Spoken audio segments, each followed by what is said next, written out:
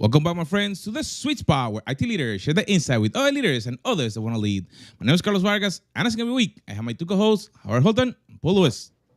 Hey there. Hello, guys. So I have a question for you guys. Yep. Do you think it's reasonably possible for us to be on the same continent, in the same time zone, and further away from each other?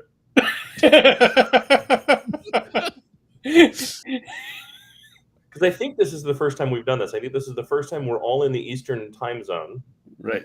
However, I don't. It would be hard. I think we'd be hard pressed to be further away from each other on the northern continent. I guess so. So I even guess Carlos could be closer to Miami.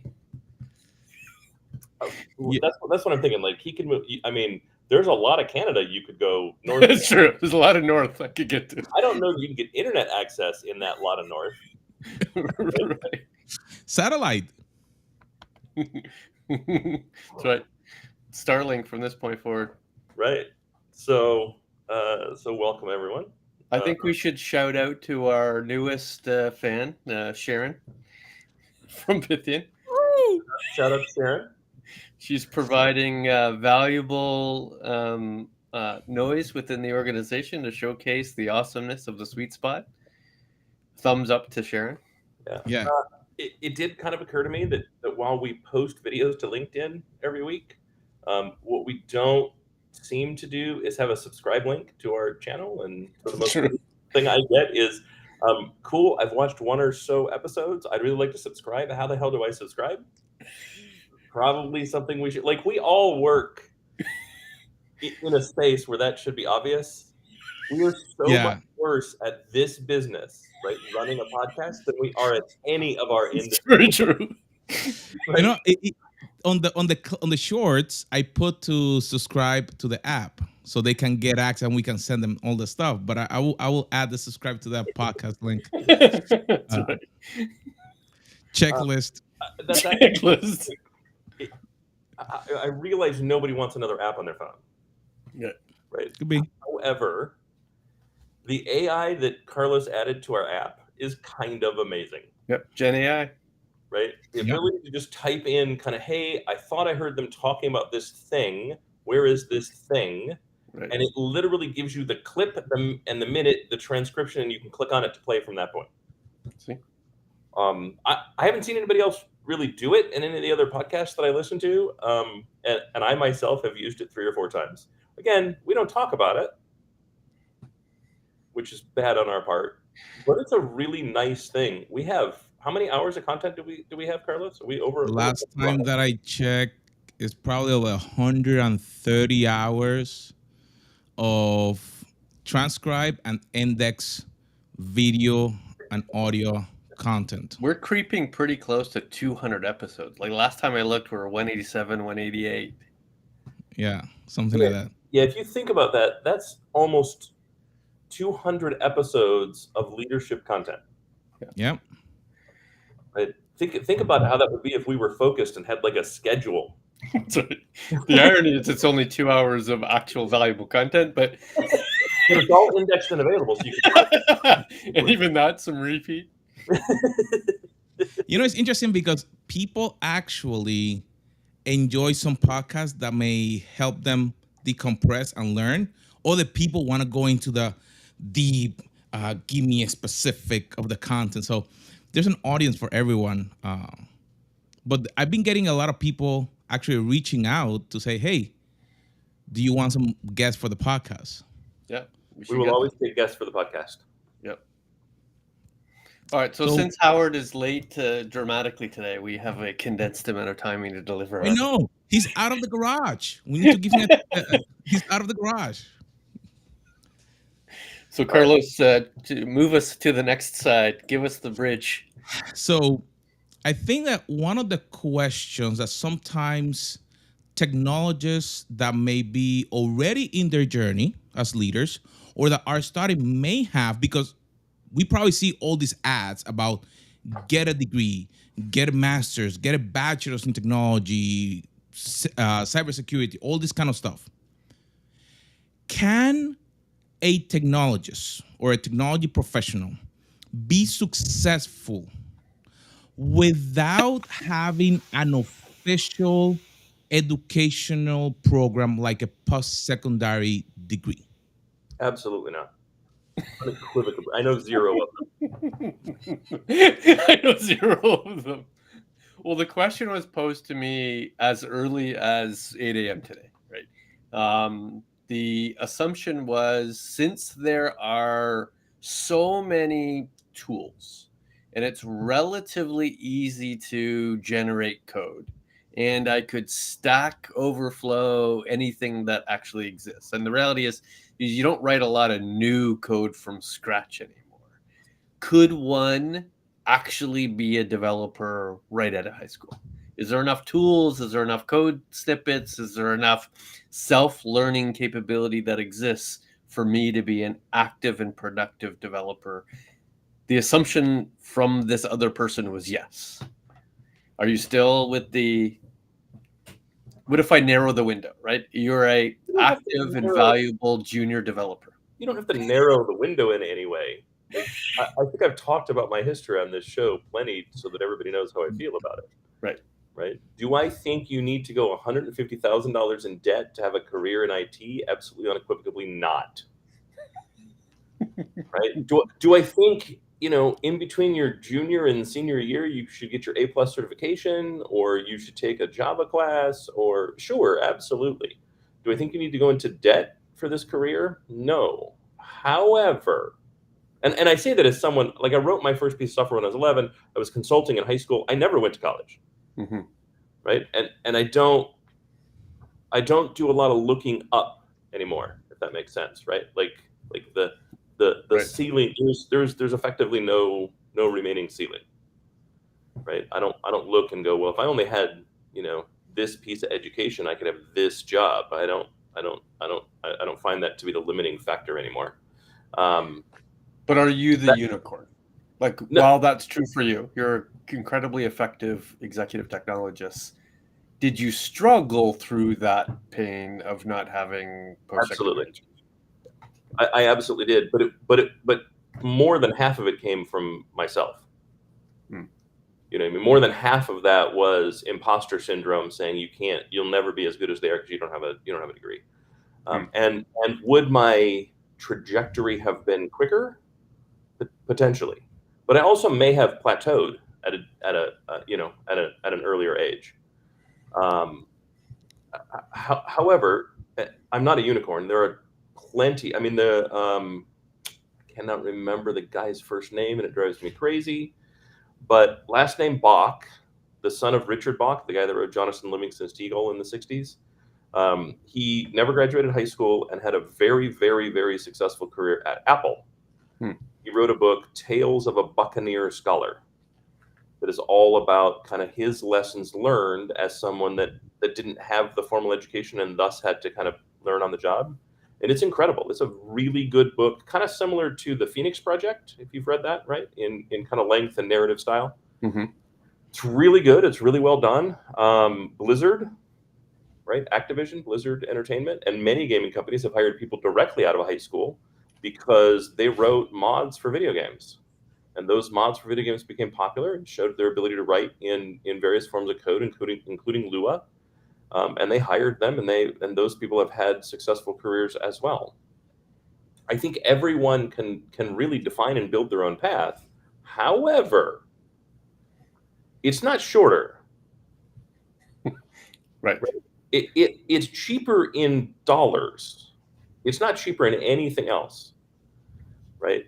If you go to college, what you're doing is you're signing up for what's really 5 years, but we'll call it 4 years, right? You're signing up for 4 years of structured directionality, Mm-hmm. right? At the end of 4 years, you will have achieved a level of acceptable knowledge in a series of topics that hiring managers have agreed have value,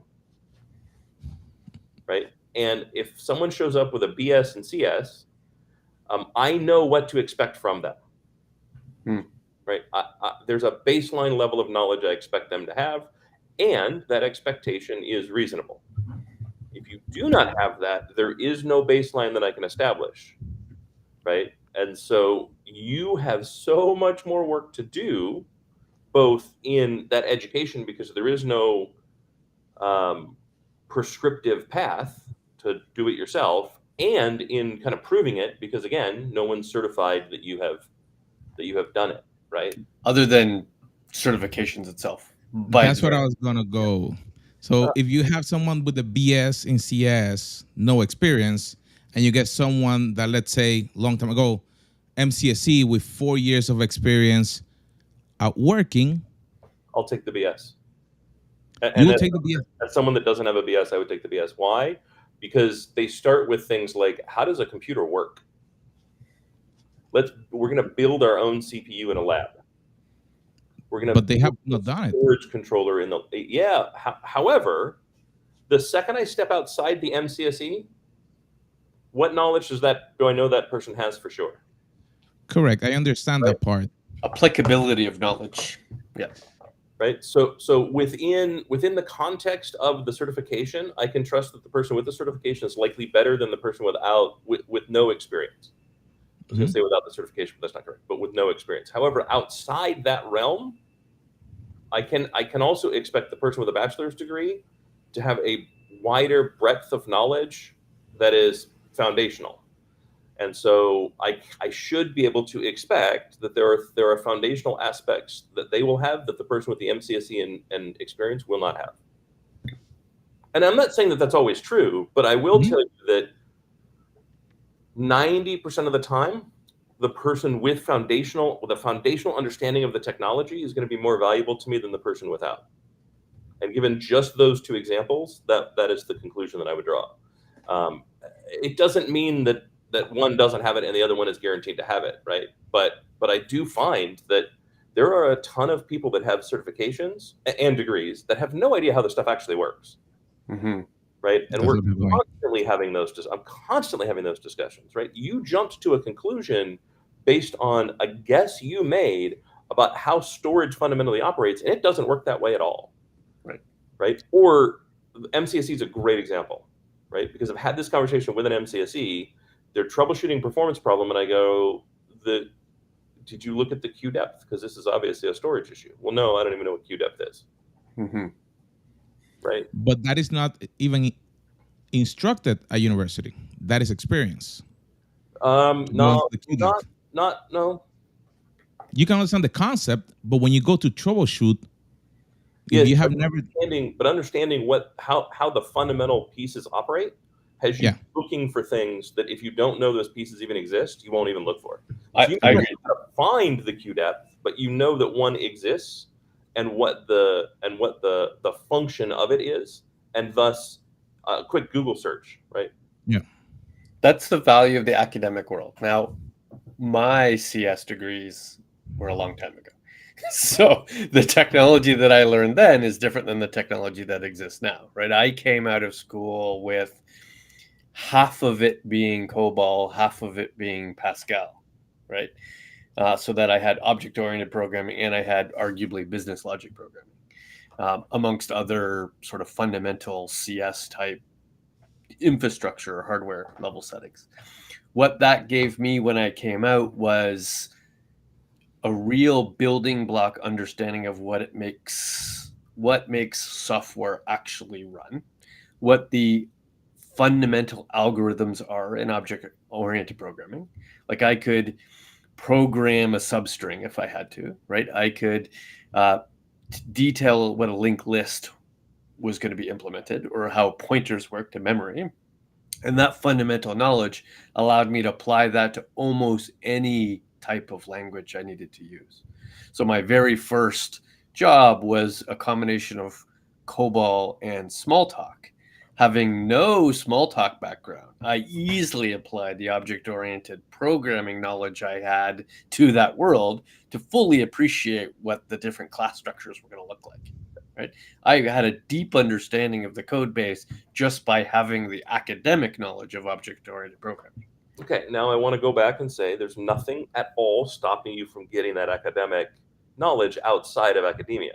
True. Correct. When I first started with Novell, I was I was still in sorry, I was still in high school, middle school, high school, and I just read the books from end to end. And it was, if you remember, the Nobel bookshelf was this big bookshelf.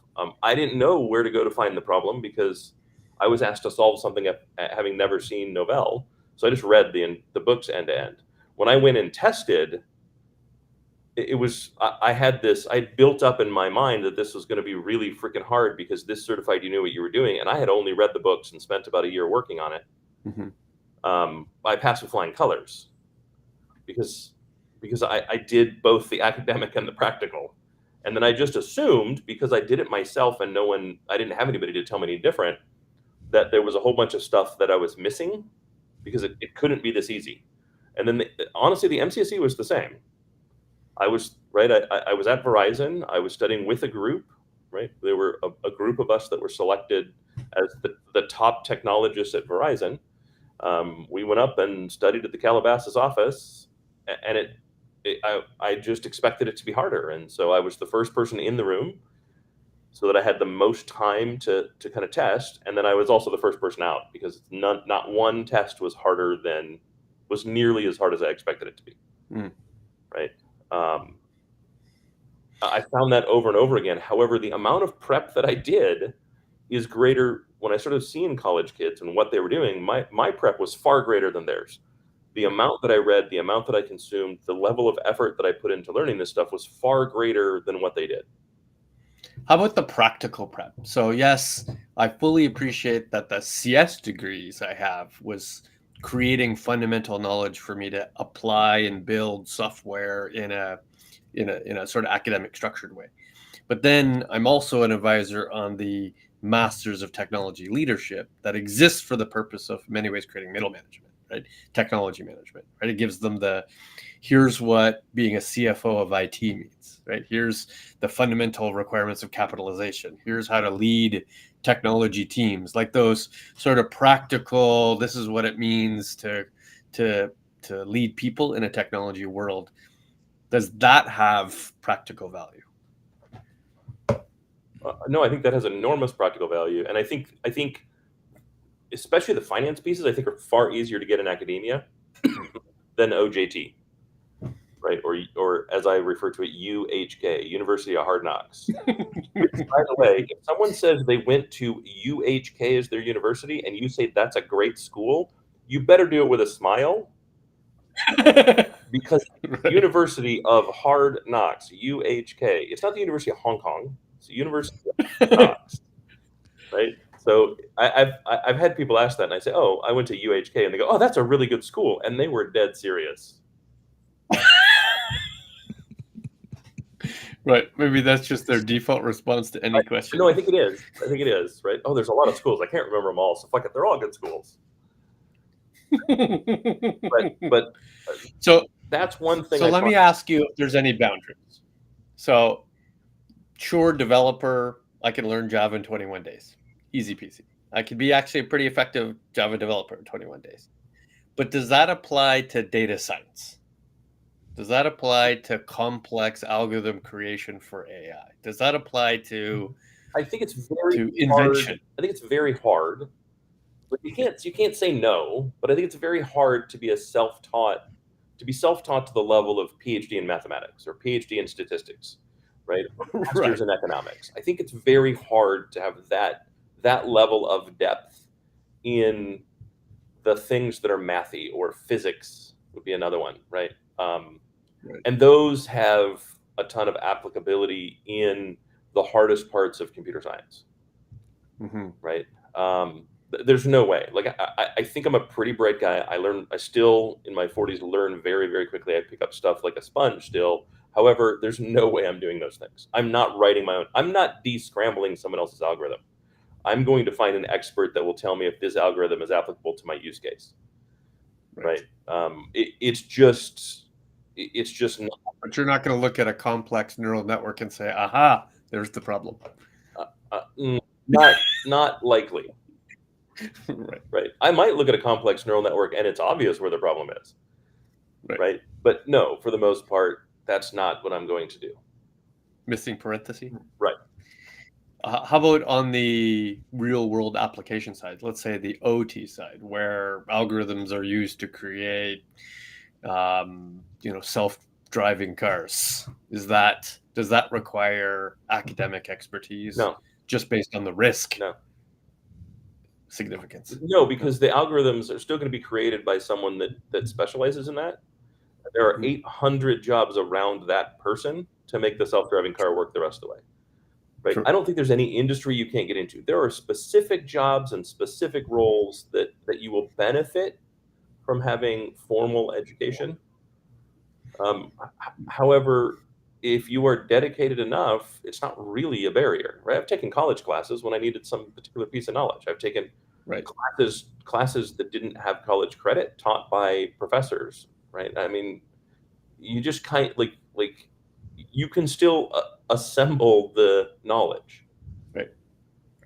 and I don't think there's a problem with assembling that knowledge. Again, there are some things that you may find are just prohibitive to try to DIY, and the only ones that I really come up with are those dealing with like hard math, right? Right? Like being a quantitative analyst Right. is going to be very hard without the associated degree. And there And is that's the invention side, the applicability, like all the auto ML tool sets that one has. You should be able to apply existing algorithms easily with over and over and no over and academic. over and over and over. Yeah. Yeah. Right? And you don't need deep math. You need to understand what the purpose of the algorithm is and be able to read the paper that talks through the purpose of the algorithm. And I do that all the time. And I'll be honest, when I see the equation, I skip it.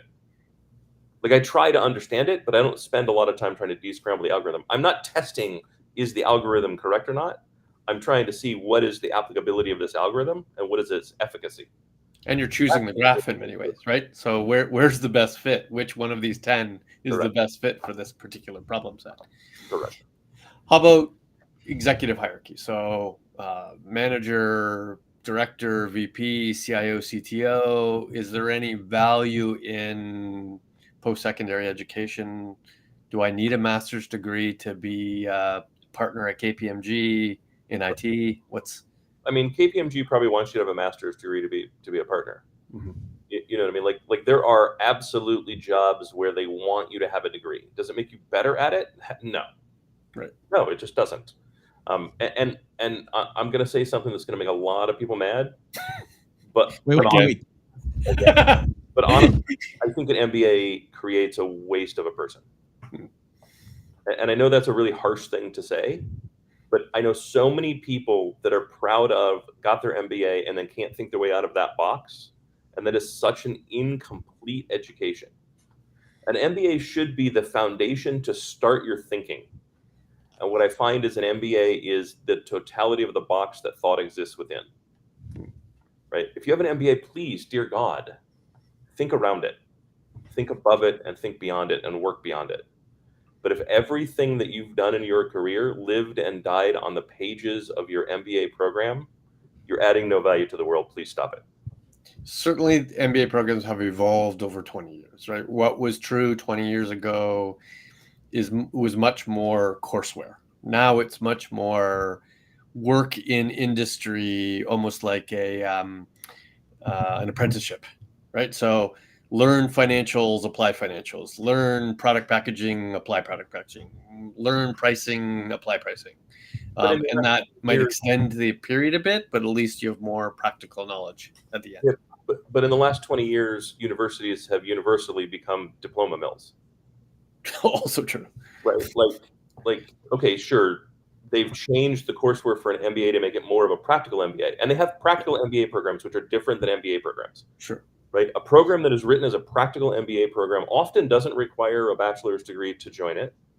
Frequently, not all the time, and is really based on kind of here are the 8 practical areas that we're going to study. Yeah. And you get a certification at the end of it. May not be a degree, but whatever. Those I actually think are quite valuable. Yep. Right? Practical MBAs for people who find themselves in or near leadership, I think are really can be really useful. I will say you can get the same experience changing industries to industries that do those things and working in those things. Mm. Right? With the exception of you actually have to study the finance pieces. It's hard to get the level of exposure to the finance pieces that you need to be really competent at it. And it's one area that it is the area that I'm the weakest, right, by far. That's probably true of most CIO and CTOs. The finance, the legal, the tax, all those aspects of sort of corporate governance usually is the furthest away from the day-to-day workings of a CIO and CTO. For sure, for sure. Yeah. I'm closest to the law. Yeah. Right? So shouldn't that be the area where you partner with other departments so That's you right. stay good and you bring them in? Yeah, and that's what I do. Yep. Right. I partner with other departments. I look for those skills in my secondhand. Right. I could I learn some of it, like I pick it up, obviously, but I don't spend time studying it. I don't find it to be fascinating, and if I don't find it fascinating, I'm not adding the skill. Right. That's me. I'm just not doing it. They need to create a fantasy novel of financial concepts. I'd be fine with like a fantasy league of financial concepts.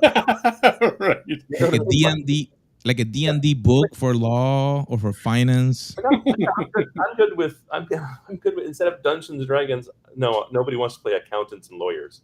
Yeah. You know what I mean? The MBA program that I would find most appealing and interesting is an international MBA where I'm spending time in different countries, different parts of the world, applying how they do business culturally to as compared to everywhere else. Sure. Right? So I got asked to speak at an international MBA program, and they were specifically Southeast Asian. Which this particular group, it was 15 students or something. It was their field of study. They didn't care at all about the international aspect, not even a little bit. Really? Not even. That would be the most appealing to me. Yeah, it was to me too, right? I got asked to speak, and I'm like, I don't like. I'm not an international right MBA kind of like. I've been a technologist, and I'm a technology executive, and they're like, yeah, we decided you're going to be the one to speak. So I did the same thing that I always do, right? I spent a bunch of time studying how business works in Southeast Asia because SEA was the region. And I mean, I dug into modern practices, where the growth is, why the growth is, what nations matter, down to how they pay, how they consume. Because banking in NICs, newly industrialized countries, is complicated, right? How do you manage banking in an area where the concept of a perpetual ID doesn't exist? Concept of something like a birth certificate doesn't exist, right? How do you do banking there? How do you do healthcare there? So anyways, I spent all this time studying, right? I even had notes. And I went, okay, cool, let's talk about Southeast Asia. And they went, actually, we don't want to. We live here. We got it. And I'm like, wait a minute, isn't that what you're studying? Isn't that why I was brought here? Yeah, but we want to talk about this other stuff instead. Oh, okay. You don't like to do stuff without notes. No, yeah, I don't like not having notes. But it was fine because all they did was ask questions that were really just general, like, how do I get a job questions? Right. Right. How does business operate? Right. And those are pretty in universal. General sense. Yeah. Right. They asked a bunch of asked a bunch of universal questions, and it was fine. But it didn't leave me going, international MBA is where it's at. It left me with exactly the same thought I had before. And this was an incredibly expensive, like Harvard cost school. Right. Right. And I'm like, I didn't leave feeling, and the other guy there were two of us that were speaking, and the other guy, all he did was business in Southeast Asia. I see. So he would have a master's understanding of that. Correct. And every time he brought up something about Asia, him and I were interested in it. Yeah. They had blank looks on their faces. Right. I mean, like, this concept had never been introduced to them. Because they have student loans now to pay. So the faster they can get a job, the better. Well, yeah. but again, they had never heard what it was like to work in the very region that they had been studying. Right. They probably knew, like, what are the tariff requirements? You know what I mean? They probably knew what is the legality around hiring people in those countries, I guess. I don't know. Right. but everything that we brought up, they had no knowledge of. So I like MBA. I think there's some value there, but again, right? I think an MBA is something that augments a real degree, Hmm. right? And again, Real degree. I'm serious in what I said. So let me ask one last question before we. So technology, so CIO down, all of the components of that program, whether security or app dev or IT. While a degree, an undergrad degree, would be valuable just to give you some base knowledge, it's not necessary. Are there some degrees that are better than other degrees? CS, math, agriculture, fine arts, chemistry, like which? Okay, so um, I, I think you'll make the most money with a CS degree, or if the university has a really good cybersecurity program, or if the university has a really good data science program. Those are great ways to make money. If I were to establish the perfect degree program for someone who wanted to be crunchy, it would be an undergrad in um, computer science and a graduate degree in data science with a doctorate in physics or math or probably statistics. Right? Does humanities help at all? Does humanities not give you people understanding? So a liberal arts degree has been shown to have the greatest dollar upside over time. Why? Because a liberal arts degree, one, it creates neuroplasticity, right? It creates flexibility in your mind and your ability to think. And two, people with liberal arts degrees, when they succeed in management and sales, and those are the things that pay the best. Very true. Right? If all you want is dollars, don't fuck with this at all. Just go into sales. Right, exactly. Sales is the fastest way to $1 million in annual revenue for yourself. Right. And your ability to be a psychologist, a sociologist, and a child caregiver, that will excel you in the sales. 100%. Like, get it. You want to go into sales, and you're going to go to college because someone else is going to pay for it. Get a degree in psychology. Right. Well, Carlos, that was fun and exciting, even if it was quick. There we have it. If you have the question, do you need a degree? Go back to the beginning, take notes. Probably by the time that you're watching this, the transcription is already in the YouTube channel, one of our other platforms. So take notes, share, and we'll see you on our next episode.